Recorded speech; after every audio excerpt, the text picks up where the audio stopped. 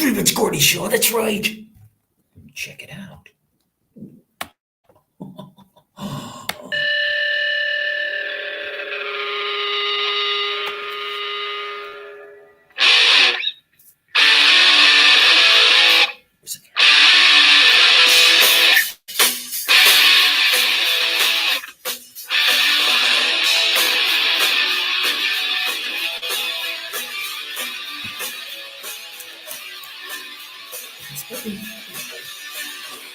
Did you ever hear about the formation of there? Within spiders that I never not here. Did you ever want a face and you got booked again? And I've been right here waiting until the better end. I'm going to leave me grown, and they never wanna let you know. Whatever they say goes, whenever they say rock and roll. Alright, yeah. Alright, yeah.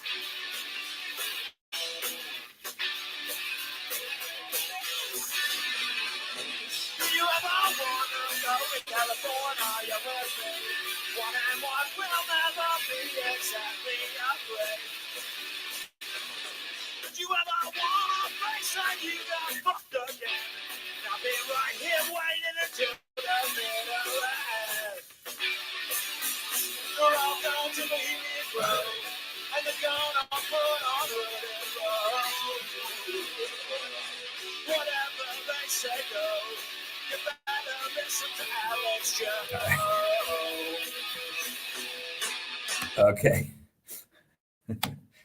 That is not the lyrics. It's whatever they say goes, whenever they say rock and roll. I was playing at the Old Miami in downtown Detroit, and why there's a bar called the Old Miami in downtown Detroit, I don't know. But I do know one time when I was there,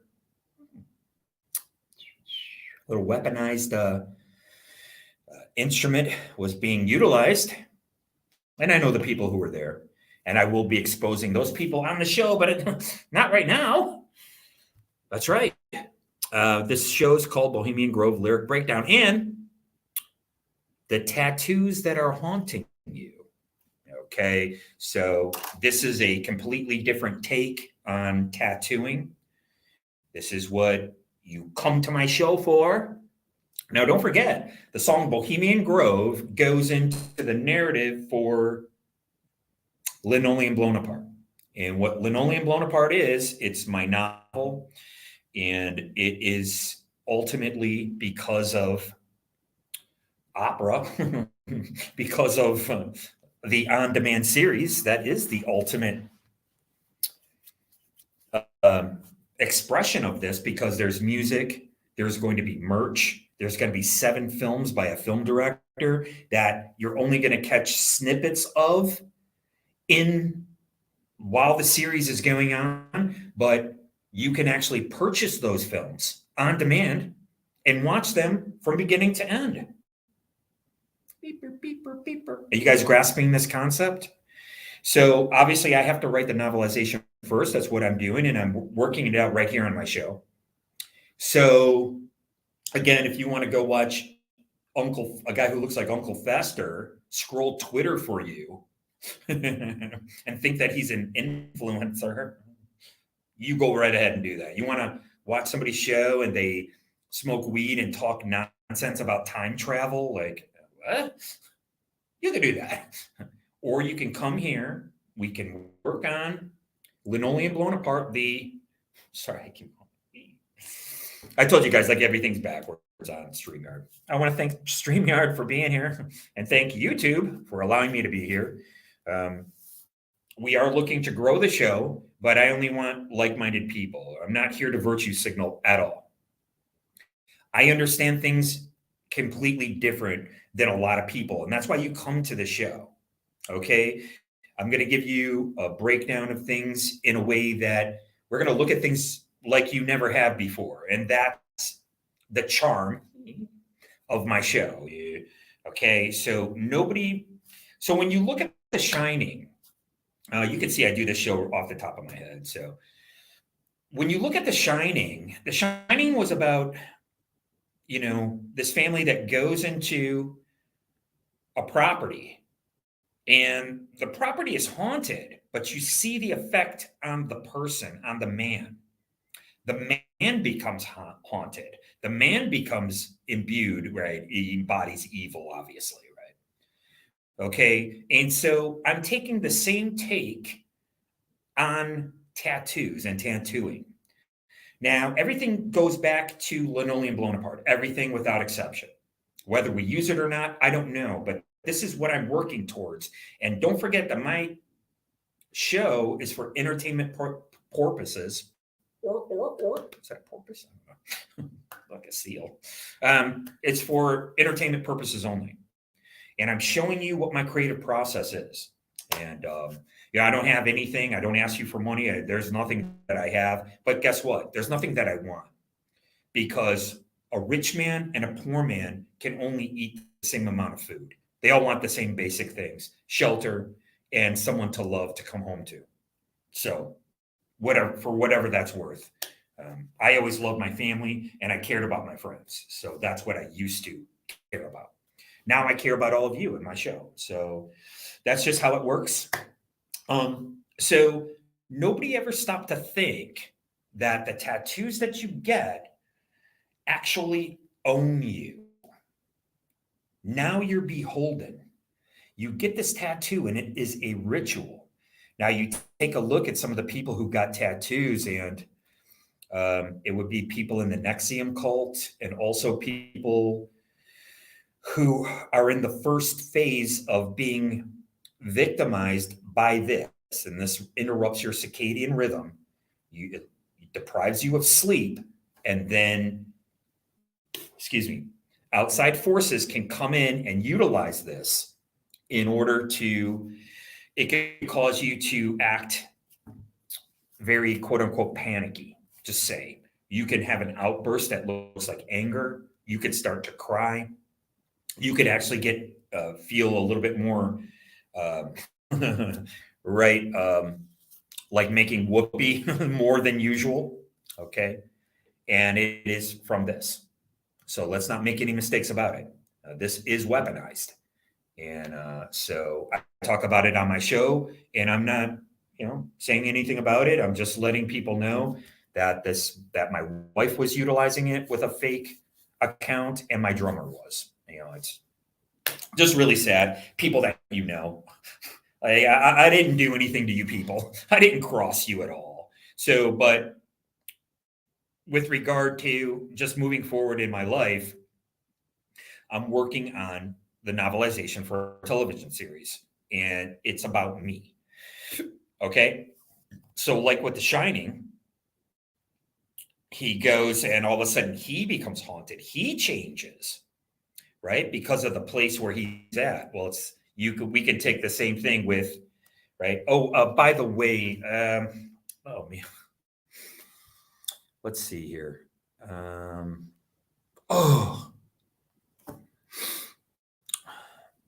Jake Gyllenhaal.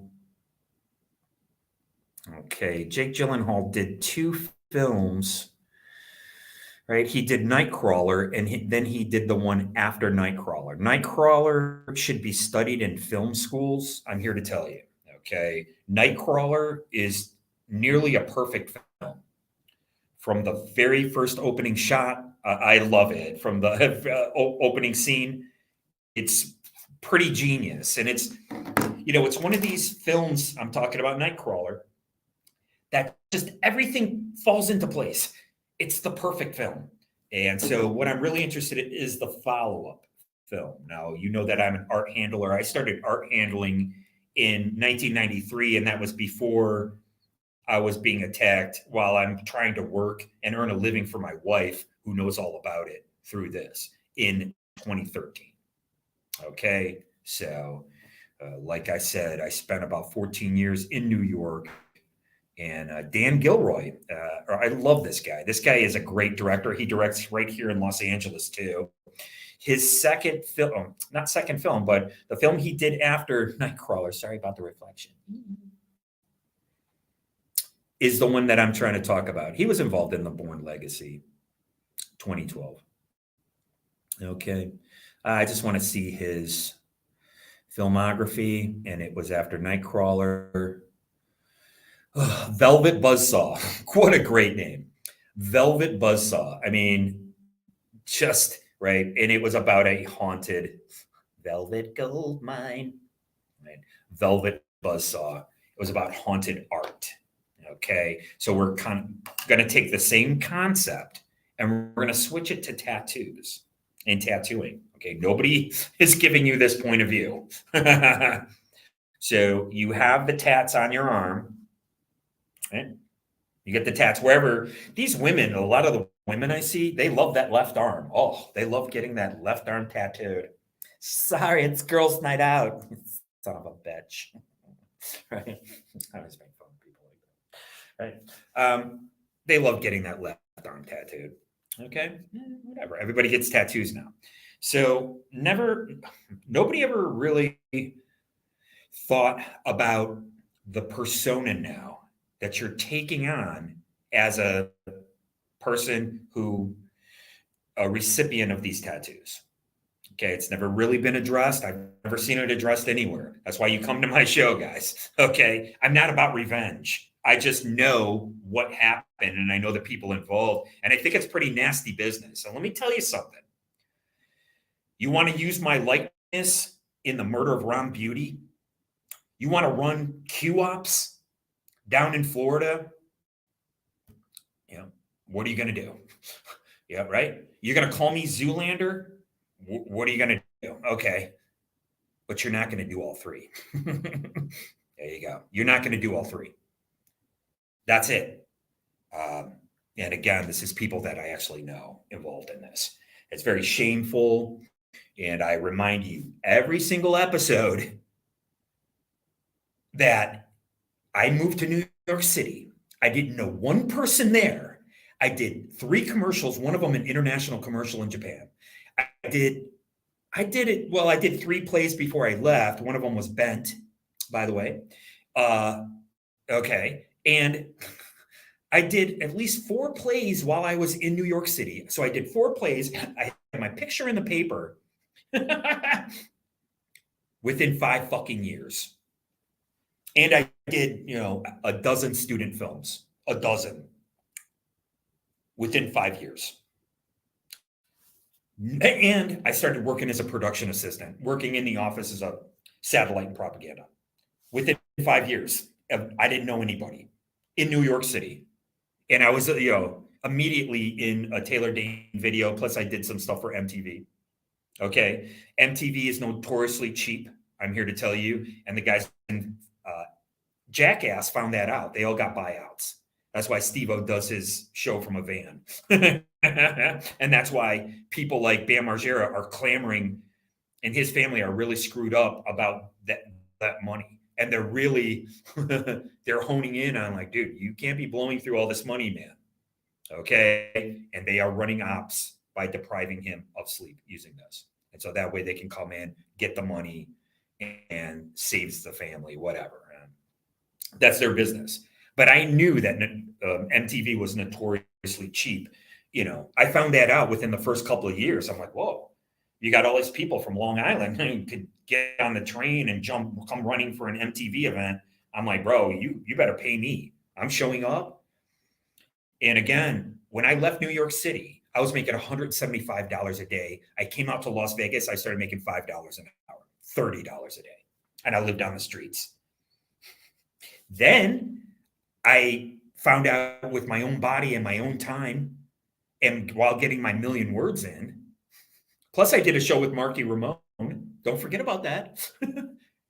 I discovered that everything is entrapment, that the police department are there to entrap you, and they will, and they'll keep you in the system if they can. Who could say that? Nobody.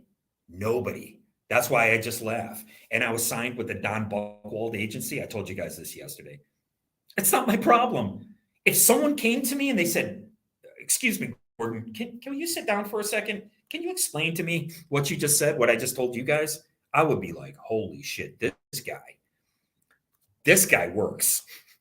Remember in Silicon Valley, the series? This guy fucks. I bet this guy fucks. This guy fucks. This guy works. I'm a working class guy. When I got into acting, it wasn't no pie in the sky fucking bullshit.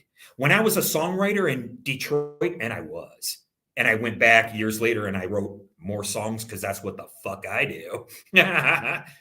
My job was done, and people don't understand that because they live in a fucking world where smoke is being blown up their fucking ass. And I say it every show. Absolutely.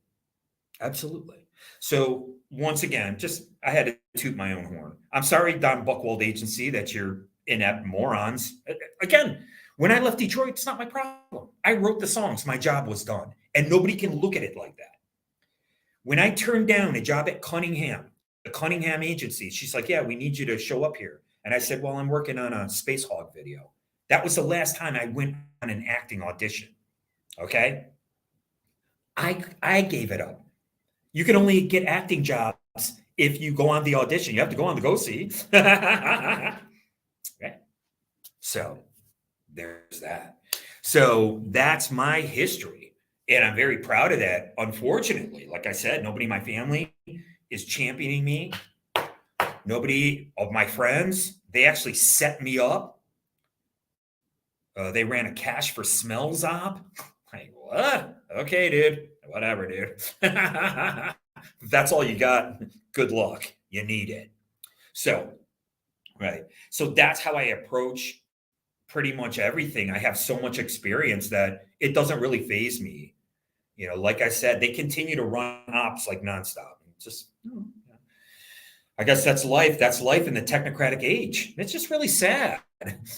You know, I'm a very loyal person to a fault, and I don't need much. It'd be great to get an advance on my novel and to get an advance on some of my work. My work speaks for itself, but I keep going, so that's okay. So again, we're looking at tattooing as a form of hauntology that, unfortunately, Mark Fisher, I do listen to Mark Fisher lectures, and these guys are caught up into capitalism. I'm sorry, Marxism. Marxist theory is all about capital. They can't, I mean, it's just really just sad. I mean, they're just really enveloped in this a priori, oh, this is all we know, Deleuze and Bastille and these thinkers. And they're just wrapped up into this whirlwind, and they don't pluck anything outside of that purview. And, you know, it's kind of sad because as just a free thinker, I was able to kind of seek out my own knowledge, right? And once the digital age came in and the double odds, then I was able to kind of throw away this newspaper type of thinking. And I don't participate in that at all. There's no newspapers. I don't want any of that rubbish in here because that's all it is rubbish. So I'm just here to tell you, don't come to here. Now, let's take a quick look. I always do this. And thank you very much for watching. I really appreciate it. You got to share my show. It's the only one like it. You guys can actually interact with my show. All right, so let's take a look here. I do love this film, Velvet Buzzsaw. And so this is kind of a template for the notion of tattooing and being imbued with some type of, power while you're tattooing. Okay, so here we go. So here it is. This is Media Deep Blue. So which one of these stories are we going to be emotionally invested in? Here you go. Look, every single day. I should have done this yesterday. These are all news stories from yesterday. Look, they just keep going, man. Look, they never end. Ooh, I knew I'd do it. Iconic cup sustainability. I knew I saw a Starbucks cup. You know me, I'm a Starbucks man. I just am.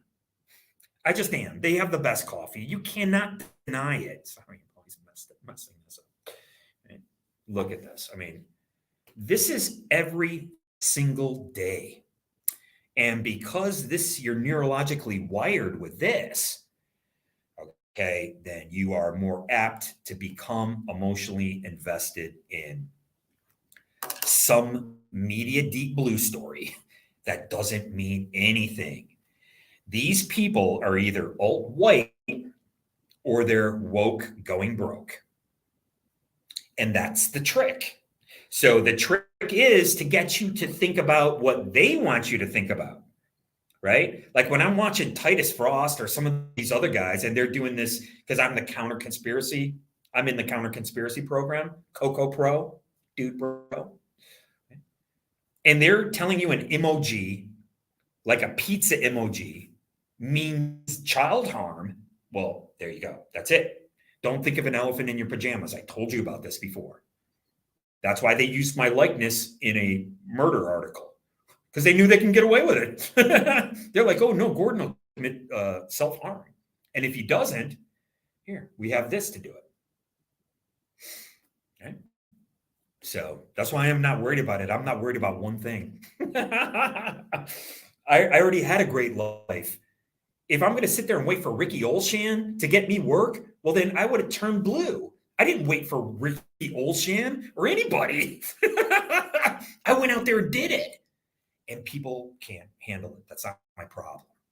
Okay? It's not my problem that I'm more creative than you. And if I had the choice between writing the world's greatest novel, which we're writing together, thank you very, very much. I really appreciate it. And being with my dad going fishing as a kid, what do you think I would pick? Right? What do you think I would pick? So I became a creative person out of necessity and out of neglect. And it's not neglect that's like, oh, Gordon's neglected. Oh my God. No, it's not that. I didn't have anything in common with the rest of my family. What was I going to do? Dude, they would be in shopping because women shop. There's nothing wrong with it, but people with female energy, a lot of metrosexuals, they like to shop too.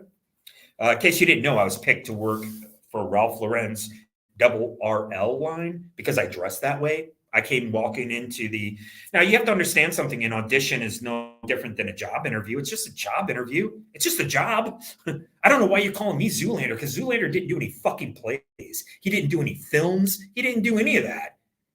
He was a joke, and he just stood there like, I don't know, maybe the girl that I dated back at Boston Edison in Detroit, who is friends with somebody else from Boston Edison, calling me on the phone while they're running Q-ops down in Florida.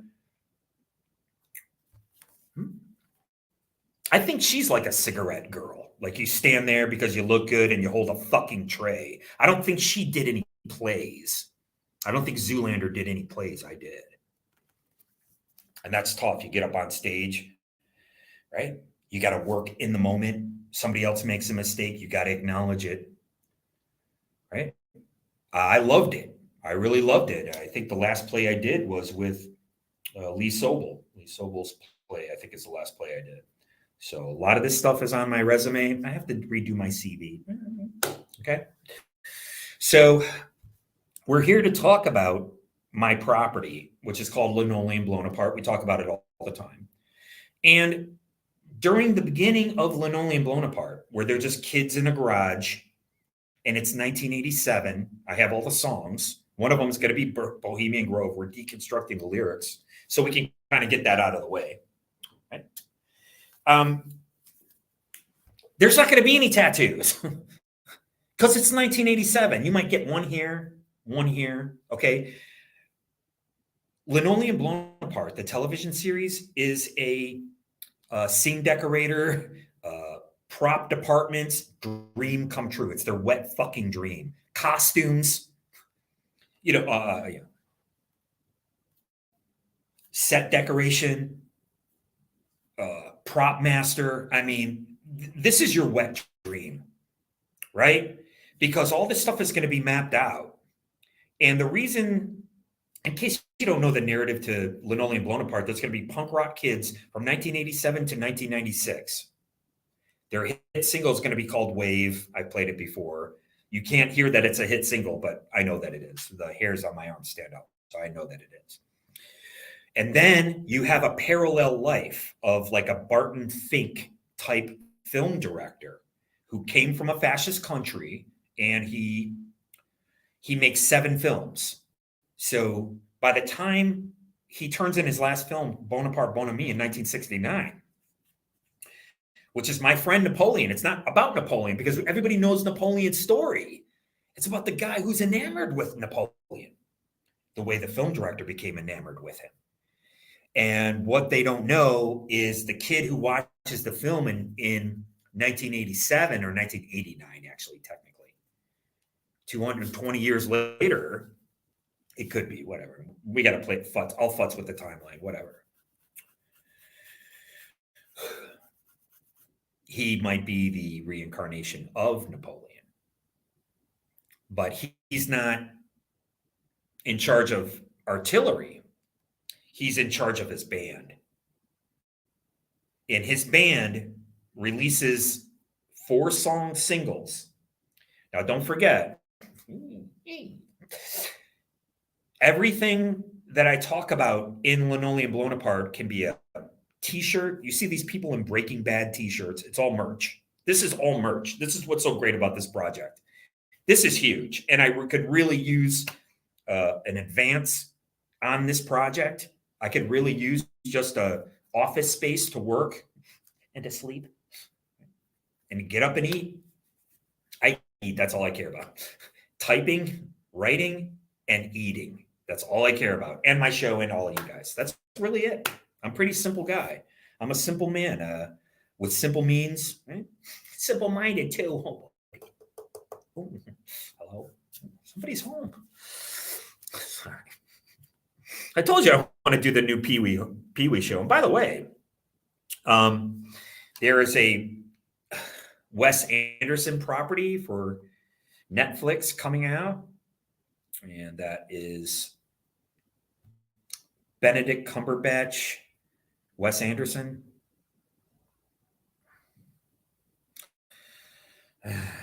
It's like really corny. Henry Sugar. And it's like all narration, like he's reading a book. So again, I'm tapped into the Eggyverse. Okay, I'm tapped in. So I'm picking up on all these vibes. I didn't even know this thing existed. Right? That's how in the moment I am. I have to go from moment to moment, like when you live like how I live. And why I do my show like this, I don't know. I'm really into movement. By the way, I took a movement class with Josh Pice, and I was using my movement skills on the set of a film called Abacus Fell with Chris Bauer. So make sure you check that film out when it comes out. I champion independent film and stuff like that. But unfortunately, they did crank algos on the set. And they're just liars and LARPers, and they crank the algos, and it makes you, and they were coming through the Facebook app. There is no doubt.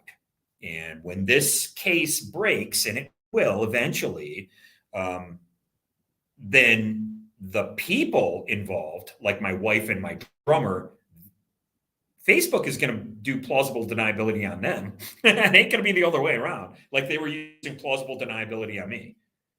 Right? I tell my drummer about the Q ops being run down in Florida. He's like, who's going to make this face? Oh, really? And he busted himself. These guys actually think they're smarter than what they really are. They're not that smart. I never claimed to be harder, smarter, better, faster than any of these POSs. Now I know that I am. Okay, you made me by running these ops. You made me.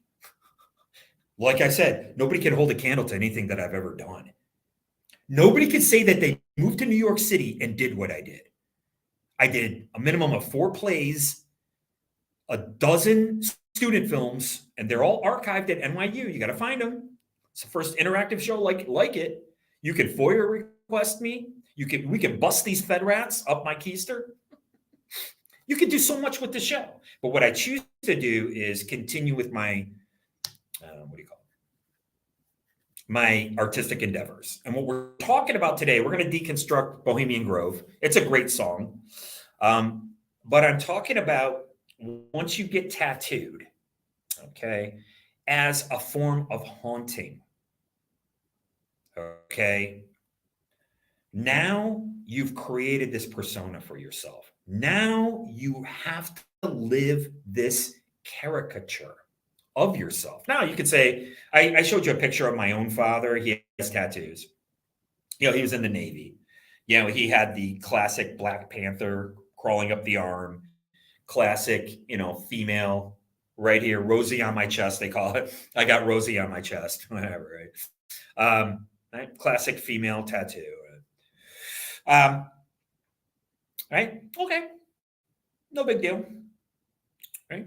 But you start adding to this, right? Right? And so this persona grows. Everybody wants a sleeve tattoo now, right? But nobody's talking about this hauntology of the sleeve tattoo. And it's pretty crazy because with Mark Fisher, I always bring him up. He actually self harmed in around the same time as Chester Bennington, Anthony Bourdain, and Chris Cornell. Okay, and I don't know how he self harmed. Maybe he overdosed or something like that. I don't know. You guys can look into it. You can leave a comment, please, and thank you. But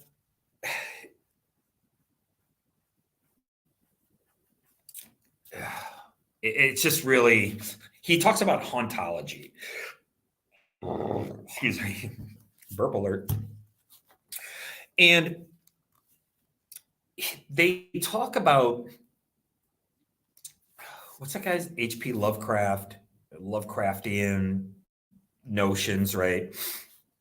But I could see Mark Fisher, if they just would have just pulled out of this academic notion and started researching early manuscripts, the esoteric, the way that Carl Jung and Sigmund Freud did, right? Don't forget, they're medicating mythology. This rich mythos was supposed to work the same way, right, as psychology, so you wouldn't have to take any medication, psychological medication.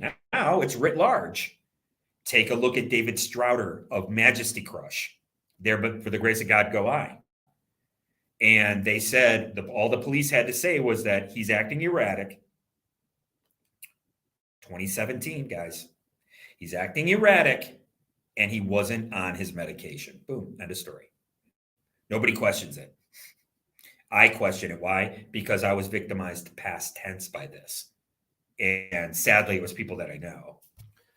Okay. So if Mark Fisher would have lived long enough, he might have gotten into mythology and the Joseph Campbell notion of religions, these, right, the golden bough, the thing that kind of ties everything together, these infinite tales, right, of which they say there's only so many, right? So it kind of coordinates with the astrology where the movable stars stop, right? Which are movable stars are planets. That's what the word means. So you have movable stars. All of a sudden they stop on the day that you're born. And that creates an archetype. And your patterns kind of fit this archetype. Now, listen, it's so broad and vague, right? That is your predestination and that your karma has to, you want to do good deeds while you're here, right? You karmically, you want to do good deeds. That's why Judeo-Christianity is kind of like it's like a, you're not getting out of it. You're not getting out of your karma. Okay. So I was toying with these ideas at one point, a lot of like I was writing these little stories. They're all up on Kindle, by the way. And it's like, you have to have these contract killers or these serial killers. You have to have them have this strong belief, right? And I think that was key If I can remember the name of this property, oh man, I know the guy's name. It pops in my head all the time. But either way, it has to be key. One thing that really bothered me was about the town, which I really do like. Don't get me wrong. I like the film. I like those guys, Ben Affleck and Matt Damon. I'm not going to put them down because they actually work. And of course, nothing's going to be perfect. But what I didn't like was that, they had this bros before hoes. And then the guy, he was also in Killing Me Softly. He's an actor, Boston guy. And he goes running out there. He's like, I got you, bro. Right. So in order to do a better character than that, it's not just about dude bros all the time. It's more interesting to have this, right? Troy Duffy, I think his name is, the one who did Boondock Saints, which is like really over the top acting. It's really just like, I think that Boondock Saints put the capper on 90s over the top acting, right? That whole over the top. That's how I came in through 90s over the top acting. Trust me, I'm an over the top guy. Right. So like you have the Boondock Saints and then you have them believing in,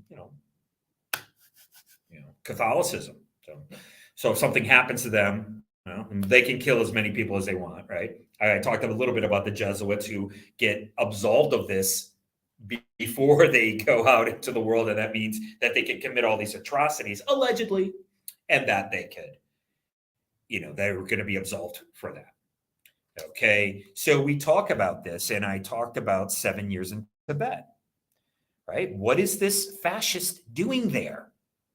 Well, what do we have? We have the Bardo. Okay, so the bard is to sing the praises. That's what a bard is. So the bardo, oops. Oh man, I don't even know how to work this yet. Oh man, I'm somewhere where I don't know where I can be. I got to expand this. Right. So the bardo literally means to sing somebody's praises. Okay, that's what it means. Right? That's what it means to sing somebody's praises. So, which is pretty crazy. Right? Oops. My God. I'm terrible at this, guys. Thank you. Just to say thank you. Thank you for putting up with me. You see, when I get Taylor Pruitt Vance eyes, it means that I'm going like, I'm trying to figure this thing out. I'm supposed to have it set up. All right, there it is. Okay. A bard, right? We know Shakespeare is the bard. To sing the praises. And this goes into the Celtic language. The Celtic language was destroyed during the Civil War. Okay. You brought don't ever forget the hierarchy. No blacks, no dogs, no Irish. So that's the hierarchy. Right? So you have the bard. If you're a bard, it literally translates to sing praises, right? You're a bard. You come in and you speak in this poetic language, right? I write poetry, and like I can pick up my guitar and I can play and I can sing to people now. I actually have the confidence. Guys, I'm 57 years old. Sadly, it took me all this time to be able to get this confidence. It took me my whole life. I was and again, I was shy, but I was afraid. Not many men can actually admit this. Okay. I was afraid. I was afraid for my life. Why? Because I got hit by a fucking car and I would shake. Okay. And so slowly over time, I started building up my confidence. And my ultimate confidence came when I'm doing plays. I have a girlfriend, I'm working, and I'm in a band. There you go. Now I'm at my pinnacle, right? There I am, right there. Ooh, I lose everything. Everything is just kind of slipping away, right? And right before I moved to New York City, And that was it. And the last song I wrote is called What You Say. It's in my book. I couldn't write any more songs. Can you grasp this fucking concept? I don't know if you can. I couldn't write any more songs. I wrote a song called What You Say, I'm What You Mean.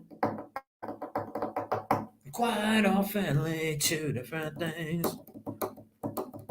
Said it once again, I'll say it before. That you and me don't work out anymore. I could go all day. Okay. So I trained myself to do this for some reason because that's what I was doing.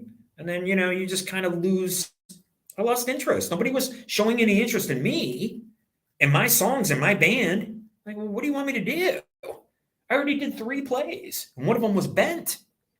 Yeah, very prescient, very important play. As a matter of fact, I saw a gentleman out here. He had the pink triangle tattoo. Okay, and so what do I get? I get a bunch of homophobes and former skank trash girlfriends. Now calling me Q, and and then they run this op on me down in Florida. And I got this piece of trash skank from Boston Edison. Hey man, I don't care if there's nothing sacred here. Okay. I didn't call you. You called me. So right here on this show, I'm going to be exposing these people. You bet your bippy. Bippies are going to be bet. Oh, boy. That's why it's Gordy show. So it means bardo, bard. The bard means to favor. Okay, so we got the bard, which is Celtic, to sing the praises. You are a bard. Shakespeare was a bard. Then you have the bardo. It's the transitional state after death. Now they're calling it the bardo. Well, what do we have?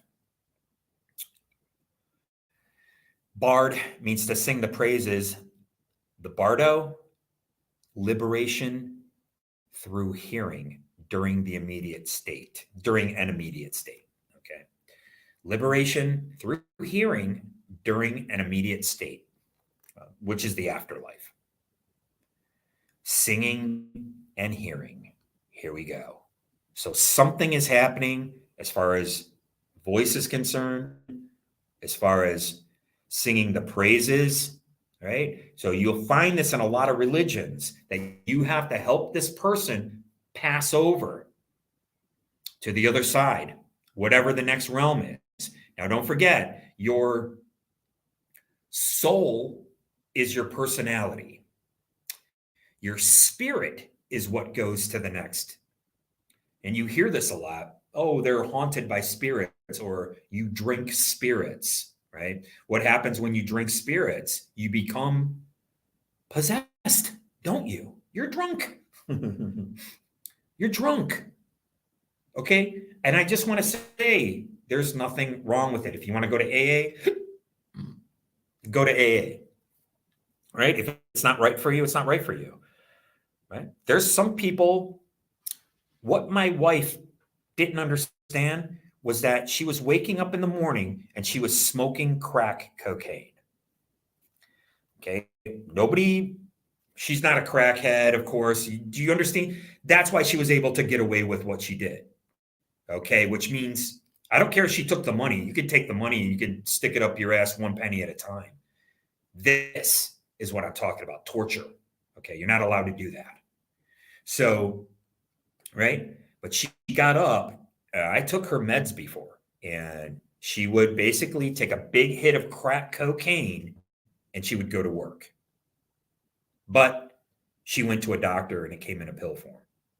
That's it. That's it. Okay. The first time I smoked crack was with Mickey Quattro, who is the nephew of Susie Quattro, who was Leather Tuscadero on the Happy Days. That's the first time I ever smoked crack. When they were calling it crack, because they would call it a freebase. Okay. And I'm a kid. I'm literally between the ages of 12 and 17, guys. Okay. This is when cocaine started coming into my life and coming on the streets. This is 1970s Detroit. Okay. That's why these guys from Disconnected Records, that's what I say, man. Like, dude, you got some serious problems, son. You got my name in your mouth. Yeah. Okay. So we're talking about the term bardo, and we're talking about what happens after you die. And we're talking about tattoos, and we're talking about being imbued and being haunted by these tattoos and taking on the right this persona of what you have tattooed on you, right? Because it represents something. Why? Because it's a sign. That's why I don't go for these virtue signaling assholes who come online and tell you that a symbol means somebody's hurting somebody else, especially a young child, right? This is triggering, and that's what they're there to do. I'm here to tell you. You want to sit here all day, clicky, clicky, swipey, swipey, scrolly, scrolly, likey, likey, and virtue signal all day? That's pretty much what you're doing. And you're getting emotionally involved, neurologically involved, and wrapped up into something that doesn't mean a hill of beans, number one. Number two, how do you know it's even happening? The most unconscionable thing was saying that politicians are involved in human sacrifice. Are you insane?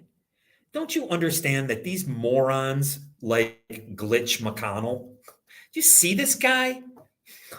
What the hell? Right? Well, I tell you something. He's there for his conglituents, but it's really going to be hell when you start getting a lot of young people in there. Okay, so the whole idea in Plato's Republic behind a representative republic was that you're an older gentleman. The senators, I don't mean to say man means hands. So you could have a womb and have hands, right? Or you could be born without hands, right? But sorry, it's just right. You're a human. You should be older. You should be settled. Your affairs, your estates should be settled. It doesn't matter what you think of Trump. He actually did it that way. He made his money. He grew up. He had a family. He changed careers. He became a game show host, a television personality, and then he ran for president after his persona was out there. And then everybody got artificially triggered, unnaturally. And this is why. This is weaponized. The Google, right, which is where Google gets their name, is 10 to the 100th power. And when there's many hertz in cycles per second, and this is how they can deter your sleep right here. And once they deter your sleep and you're not getting rest, then they can come in. And that's why I don't have any respect for these guys. Like I said, I was in the Panopticon. So they're doing this. They're running this op. They're running Q ops, right? It's making you hypersexualized. And then it's depriving you sleep. My wife loved it. She loved it. I don't know why. I never wanted to see anything harmful happen to you. But again, like I said, maybe if you got arrested and then, gang jumped inside of a jail cell, I don't know. Look, it worked wonders on me, didn't it? I say these things, but how true or real is it? I'm just talking. Right? I take everything and I put it into my creative process. But that's what they do. They meaning those involved. And if you're targeted by people within our government. This isn't some foreign, this isn't like foreigners coming over here, like you read about in media deep blue stories. Oh, it was a so-and-so intelligence agent, right? No, these are guys right at your local precinct. Okay. These were guys, Fed rats from New York to Michigan, running it on me. And then I told you the cash for smells op. Like, wow, you climbed on a building with a big roller for little old May. Well, they were guaranteed that I was going to self-harm. Disconnected Records would have had access to my music. And then the bitch whose mommy writes for the paper, he would have been ready to go to write an article. Oh, Gordon, he was like, oh, he could say whatever he wants, right? And then people will read it and you'll believe it, right? Because he already did.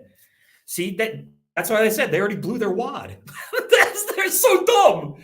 They're so dumb. They're just really not bright people. And so this is kind of why I really love The Sopranos, guys. This is really why I loved it. You got to understand it from this point of view. These guys are beholden to a way of life that is gone. That was the beauty of it, and that's what they captured, and that's why Mad Men came out of the writer's room of The Sopranos. Okay? Look at these shows, guys. Sopranos and Mad Men. Okay? Huge numbers, huge shows.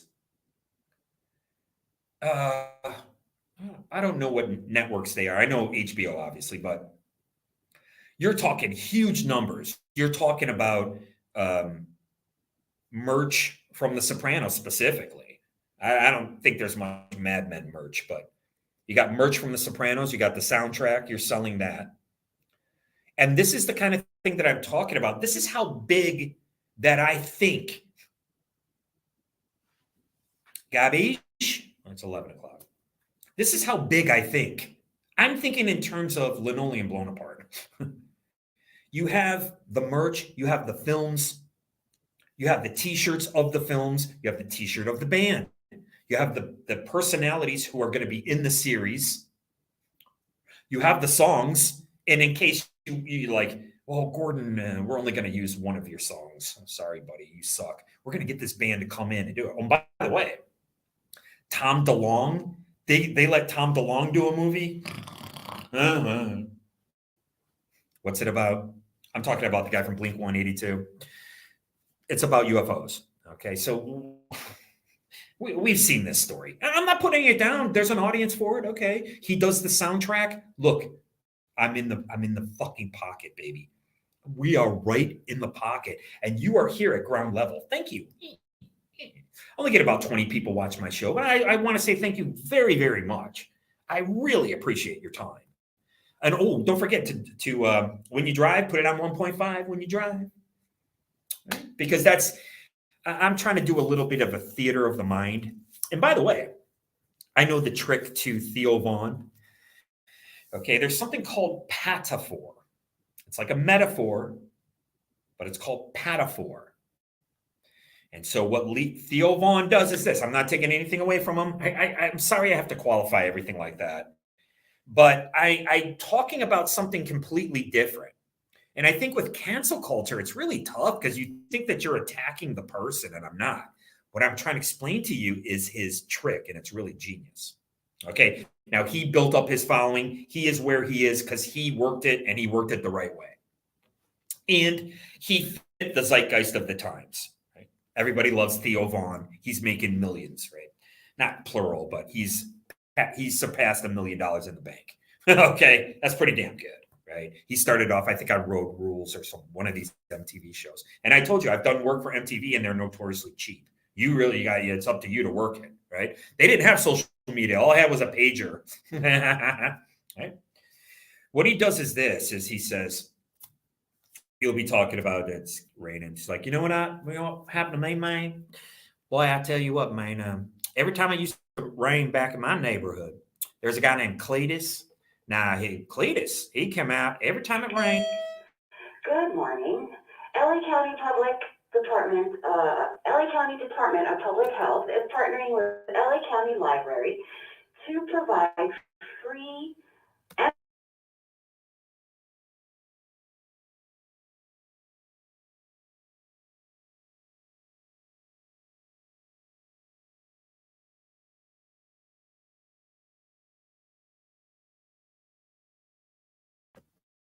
Okay, sorry about that. That was just a public service announcement. Okay.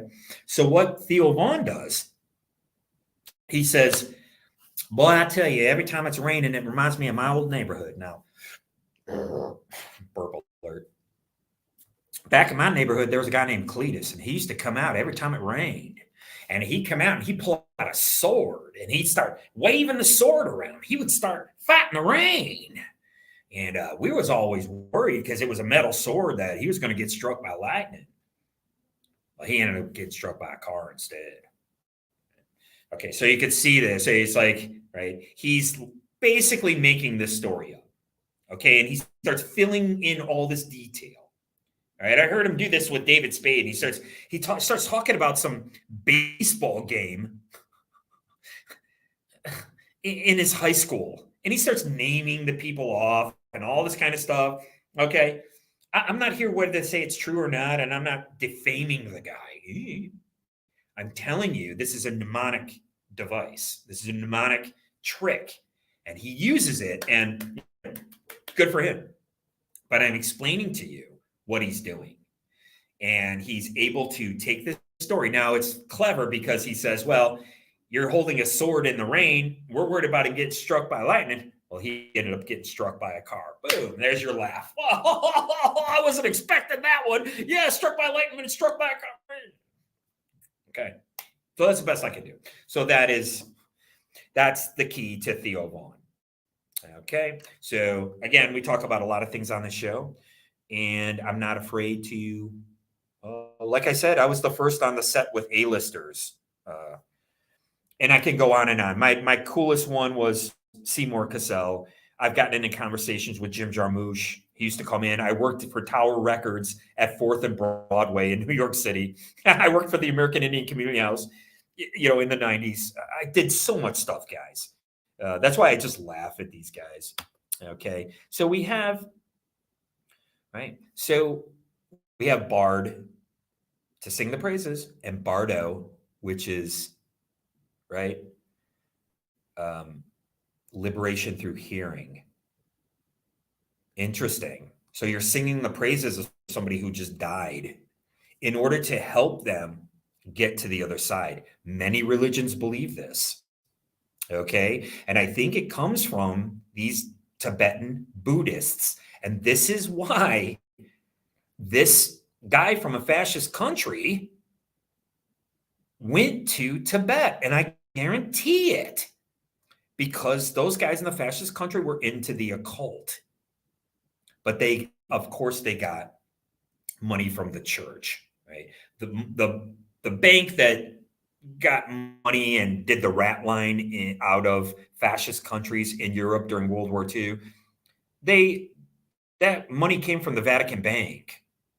This is a fact. So, for whatever, like when I talk about these facts, don't sit here and say like I'm gonna strap on a beret and change my name to Shay. I honestly don't care, but I do know this information. And what I try to do is take this information and put it into my novel. Okay. So your spirit goes to heaven and blah, blah, blah. I was like, I got a bunch of notes here. Let me talk about Gravity's Rainbow for a second. Okay. So Gravity's Rainbow is another way of saying as above, so below. So you have the rainbow, right, that goes up. Move this. Oh, don't mess up. Thank you. Okay, here. And you have gravity that comes down. Right? So as above, so below. Okay. And I was talking about Thomas Pynchon a little bit. So it's interesting how these pseudo-intellectuals who discuss Mark Fisher, right, and without really getting into accelerationism, which is what's happening now, which is very scary, and more people and attention should come to it, right? They sit here and they'll discuss Thomas Pynchon. Well, what was Gravity's Rainbow? He was talking about the military-industrial complex. He's a revisionist of history. He actually brought up a cabal inside the incandescent light bulb, the light bulb industry, and how it was rigged, and how this group of people rigged it to where you had to keep buying light bulbs and then keep popping out. When you go see Thomas Edison, everybody loves Tesla now, but back when I was a kid, it was all about Thomas Edison. You'll see the very first light bulb still glowing. You see what I mean? And Thomas Pynchon talks about this. So why is it that in Media Deep Blue, I'm talking about in here, that you're going to get canceled if you talk about a counter conspiracy program, Coco Pro. Why would you get canceled? But yet, this is the schizophrenic academic future, right? The schizophrenia of academia. Right? Oh, but Gravity's Rainbow. He could talk about this stuff all day. He's a literary genius. Right? And he brought up some great ones. Now, this is kind of where I'm at as far as the maturity and the ideas that I have and the many notions going together. Thomas Pynchon created a Beatles band, a band just like the Beatles, right? He put it in The Crying of Lot 49, I think. And apparently each one of his novels, they all go together because they all kind of exist in this world that he created, right? So it's very similar to this. And I'm not sure if I finished my idea about the Sopranos, was that these guys, the zeitgeist had changed. The spirit of the times had changed, and they're living in this antiquated world. And, right? They're living in a world of anxiety, which is something Mark Fisher was talking about. Why is there an uptick in anxiety, right? If we're living in this postmodern world and we're supposed to be getting all modern conveniences, well, where's this coming from, right? So I think there's a bit coming from us electromagnetically. I think electromagnetically, we're getting, hyper in a hyperstasis, right? So, right. And again, so these guys, they're used to having the world one way, and now it's completely different. Now a new generation of kids are coming in, right? And the quintessential scene is the scene in Starbucks. I mean, it's just you Google, Starbucks and The Sopranos, and you'll see. And these guys are like, right? So, as far as Linoleum Blown Apart is concerned, it's very similar. I hate to say it, but it is. I don't want these guys to all be dumb. Like, each character has their moments, right? Like, even Paulie Walnuts. Did we ever deconstruct Paulie Walnuts? I mean, this guy lives with his mother. He's never married, but you never really see him with a broad. You understand? You know these guys? I do. I know these guys like that, right? And I was always looking for a girlfriend, someone to spend time. I don't want to live with my parents. I don't go out, but this guy's. And then there's that one scene where he's just really wrapped up into germs, and he's a germaphobe. Well, take a look at Howard Hughes. You look at the Howard Hughes film with Leo DiCaprio, and they show you how he got his OCD, right? And so that's why, what was it called? It was called anal retentive a long time ago, where you could be distracted by something, right? OCD style. And this is kind of displaced pseudo traumas that were never addressed as a child, or you had a doting parent that was placing too much emphasis on something. And you see this in the Paulie Walnuts character, right? Never married. I thought wise guys are supposed to be married, and then they chastised the other one for participating in LGBT behavior. And the funniest part is that Tony understands. He's like, this guy's bringing in money. I don't really care what he does. Aren't we supposed to be about the bottom line? Right? So it's these conflicts that made it so interesting, right? And you still had this like throwback. And so that's what's key to Linoleum Blown Apart, because we've all seen these characters before. Punk rock kids playing in a band. We were these characters, guys. You understand? We were these characters.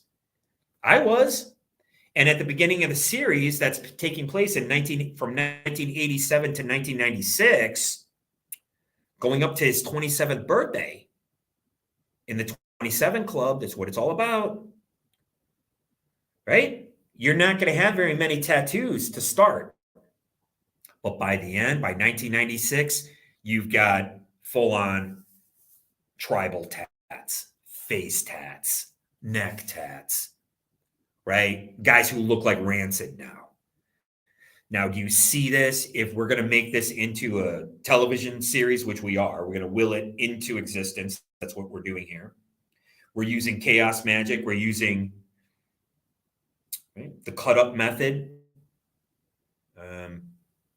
Like, and anything else I can think of, right? Free association, cognitive therapy. We're free-forming these ideas. That's how it was created. That's how the show was created, out of thin air. That's why I have to talk about my life. Why? Because I wouldn't have a show. Because I'm not on here to target individuals. I'm not on here to deliver either misinformation or disinformation. So don't forget, this information that we're getting, that politicians are hurting children, is coming from Fed rats. It's coming from the FBI. What? Do you see what I'm saying?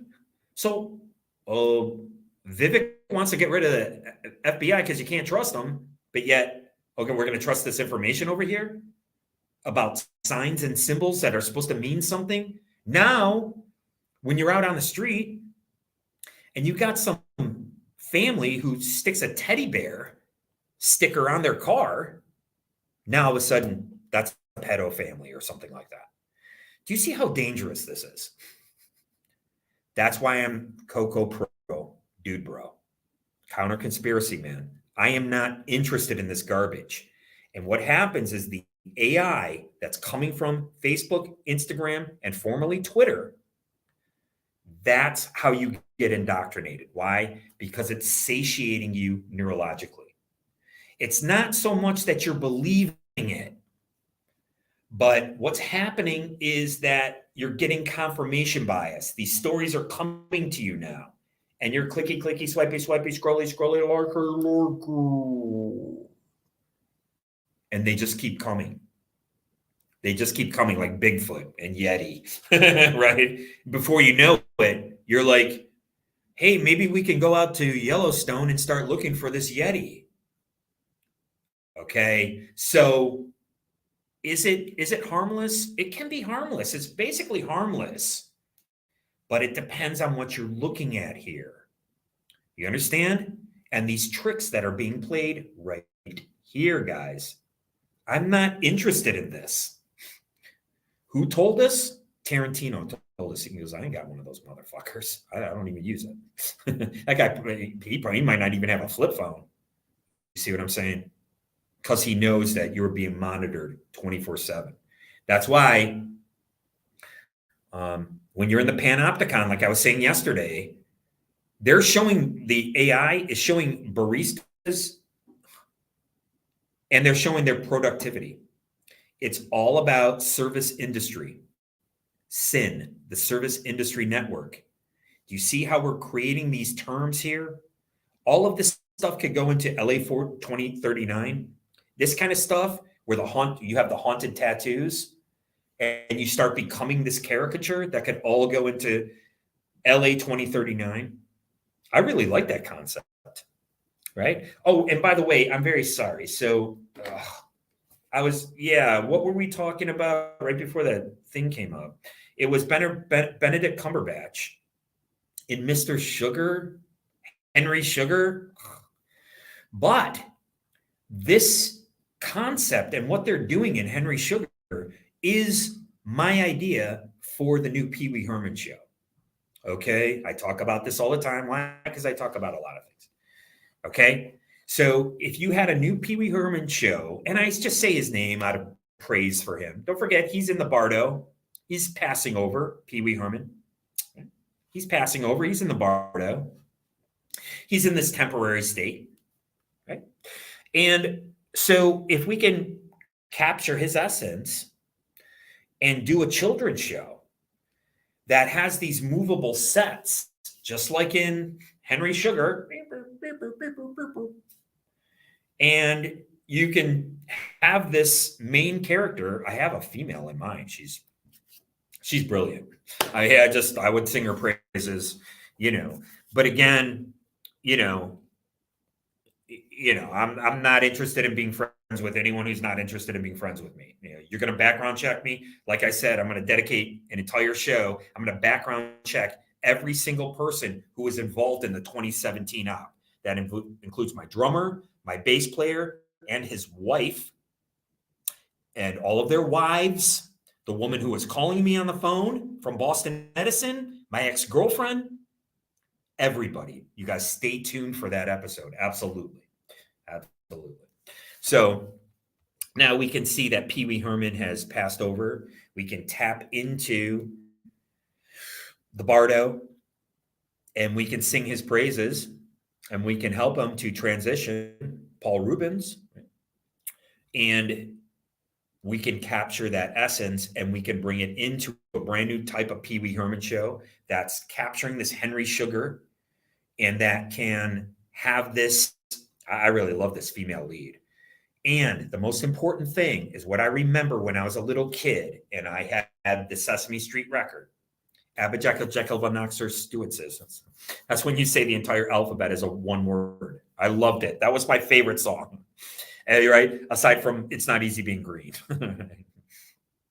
Abba Jekyll Jekyll Von Oxer Stewart says. Right? You got to say every word, every letter in the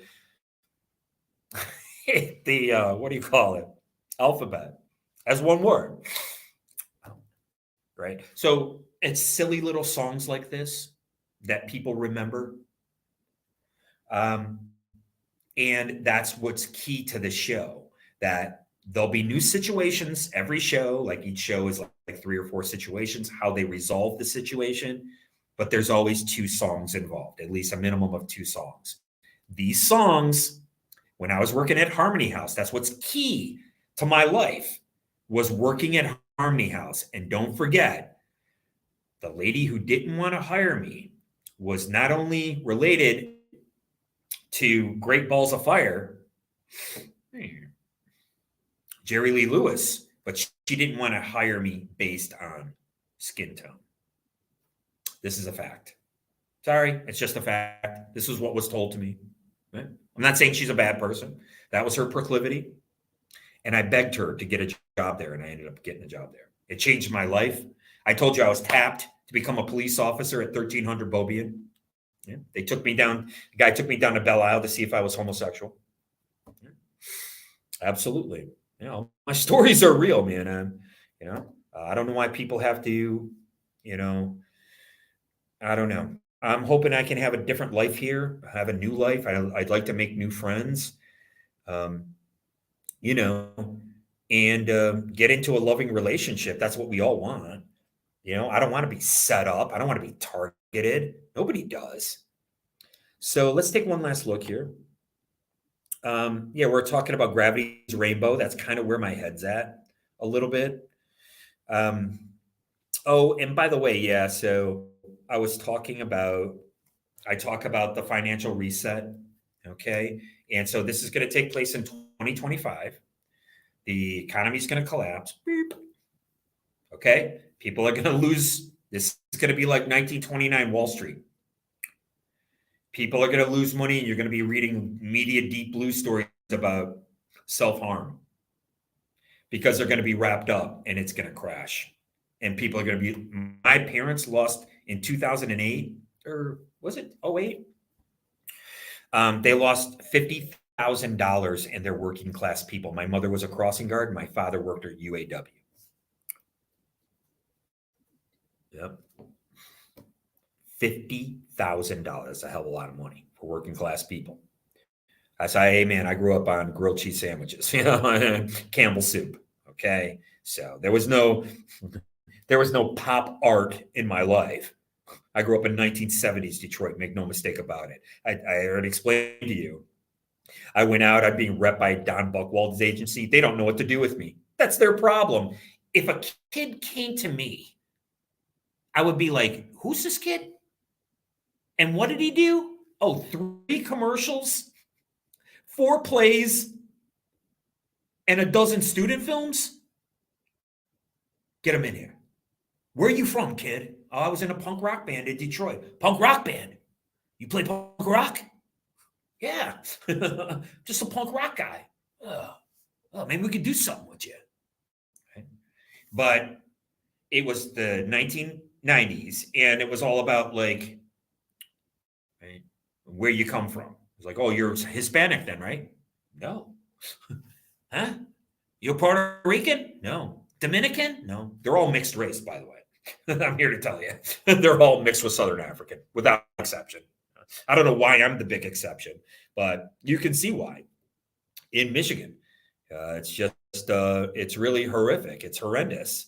And, and to have people that I work with at Harmony House being this racially just ridiculous all these years later, I come from a different generation. I see it where if you're putting somebody's, you're asking somebody's race for a job application, in my opinion, that actually makes you a racist. You're not supposed to be asking their race. That's the whole point, is that we're supposed to be fair. But somewhere along the way, things got a little confused, right? So that's just the way it is now. We have the new generation coming in. I already told you. Oh, by the way, so I'm sorry, I jump around. But I told you about the financial collapse. So you have McDonald's collecting cash during COVID. Do you know how many millions of dollars, if there's billions being served, if every single McDonald's across the United States for a period of time has been telling their stores, have been shutting down the computer where they can't use a credit card? Do you know how many millions of dollars in cash that's taking off the streets? Has one person ever talked about this? This is what I'm trying to tell you guys. Please share my show. You have so many morons out there. I mean, it's just like, I'm a different kind of moron, right? I'm an idiot. I'm the innocent one, right? Not innocent of, I'm innocent of this or that. It's the naivete, right? It's, you have to ask these basic questions. You have to pull back the lens. You have to see, wow. You have to use your discernment. Oh, hey, let me put in the search engine why McDonald's isn't taking credit cards. Well, there was a glitch in the system. It says right here. It says right here. Okay, well, my discernment,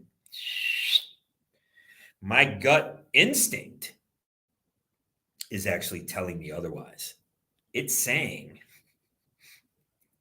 just like in The Big Short, where these guys are like, whoa, whoa, whoa, whoa. And they have to explain everything to you like a tranche, whatever. Remember that tranche loan or something like that, where they're stacking these loans on top of each other, right? And Steve Carell is kind of putting this together, and he's like, what? Right? My opinion is that the guys that they're showing you in the film are the guys who kind of escalated this. They perpetrated it because they knew the system was rigged and they were able to put all this stuff together, just like I'm doing on my show. It's all about the new thing. We have the new thing here. It's called Linoleum Blown Apart, and it's the new television series. This is explosive. This takes the idea of a Marvel universe, eats it and shits it out, because you're going to be able to drift off into a different time period, just like when you're watching The Wall. You understand? I hope my audience has at least seen Pink Floyd's The Wall. I mean, can you at least comment? Okay, here we go. Oops.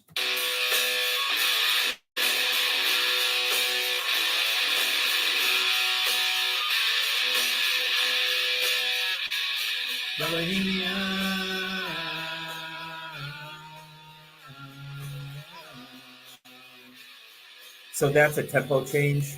Oops, damn it, I keep doing that. President Nixon, Ronald Reagan, Henry Kissinger.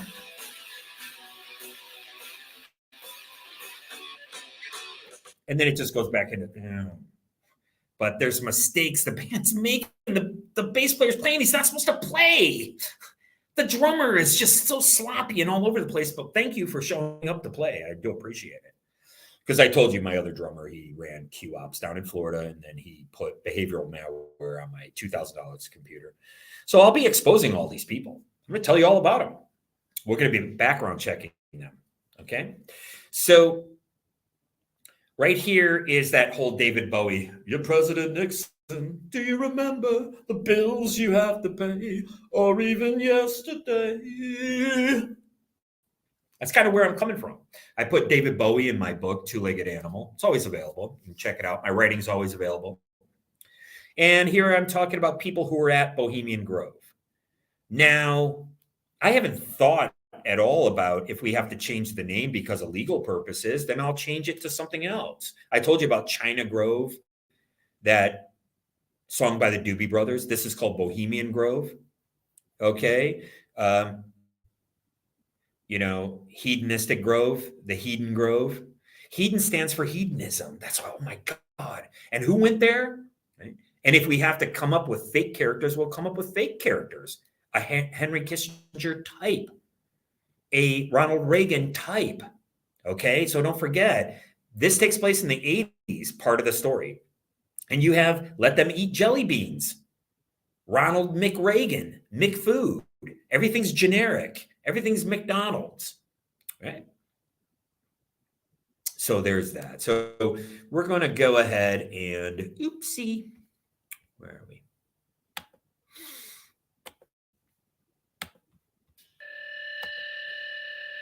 Here's the song. It's called Bohemian Grove. It's got nothing to do with Alex Jones. It's a rock and roll song. You can hear it.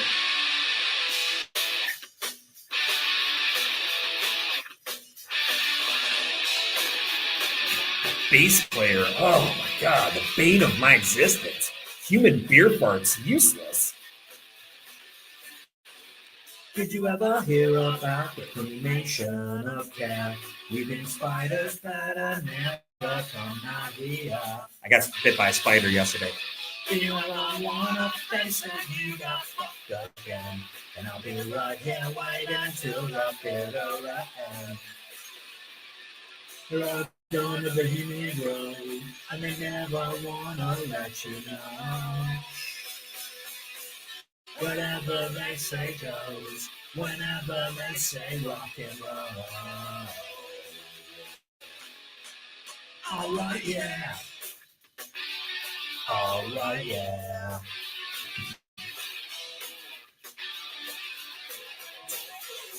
You see that? He's supposed to go. Now go to California with me. 1 and 1 will never be exactly a 3.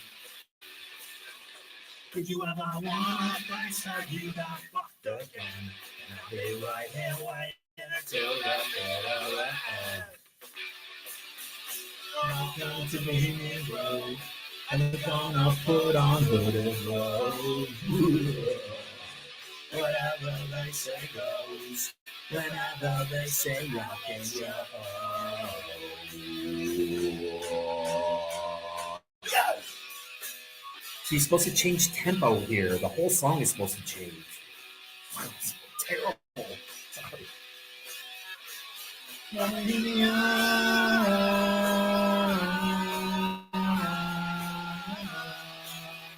A lot of times I'll sing something that could be a keyboard. President Nixon. Ronald Reagan. Yes, mommy. I was going to have the voices in there. Henry Kissinger. You know. That's what I was going to do. Release it as a single. I'm just a songwriter, man. Nobody understands this. I'm supposed to do everything.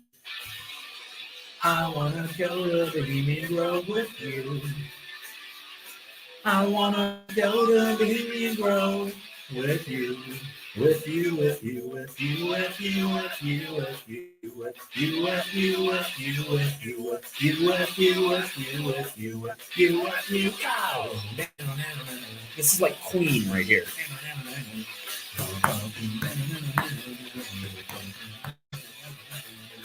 It's like tie your mother down right here.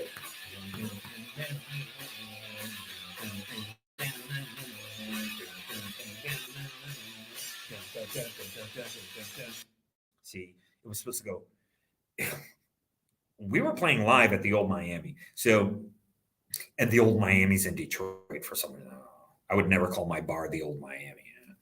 But it goes dun, dun, dun, dun, dun, dun, dun, dun, dun, dun, dun, dun, dun, dun, dun, dun, dun. At the end. You guys hear it? So again, we're supposed to be a tight band, not this sloppy garbage. That's the whole point. When you play and you play all these shows and stuff, you're supposed to get tighter and tighter and tighter. And the more songs just kind of fall out of you. That's what happened with Nirvana. They just kept playing. They kept playing and playing and playing and playing. And before you know it, don't forget, Kurt Cobain set out to play a song that was like Boston, More Than a Feeling.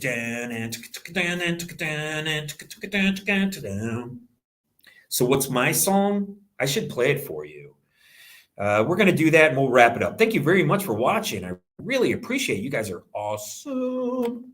I wish I knew who you were. Fucking bastards. This song's called Wave, and the acoustic version is better. It's the best. I'm out of tune as usual. This is the big hit single.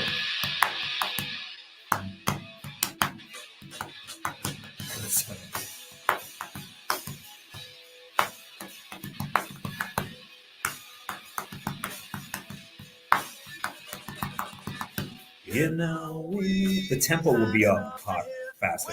You didn't have a clue, and I heard about this before, behind closed doors. Okay, maybe tomorrow we'll pick it back up.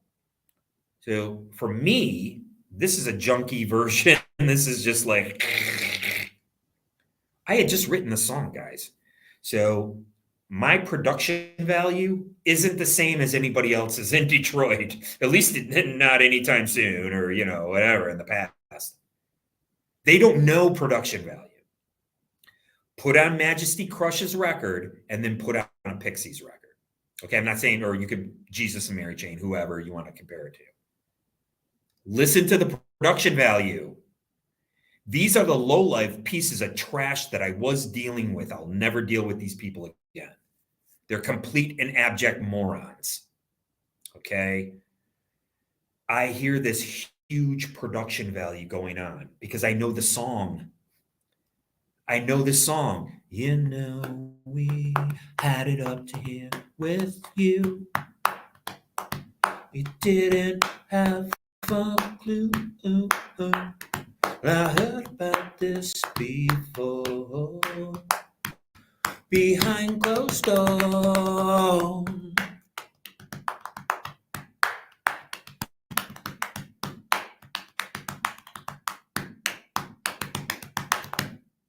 So we're going to pick it up tomorrow, probably with The Wave. This is the #1 hit single. This is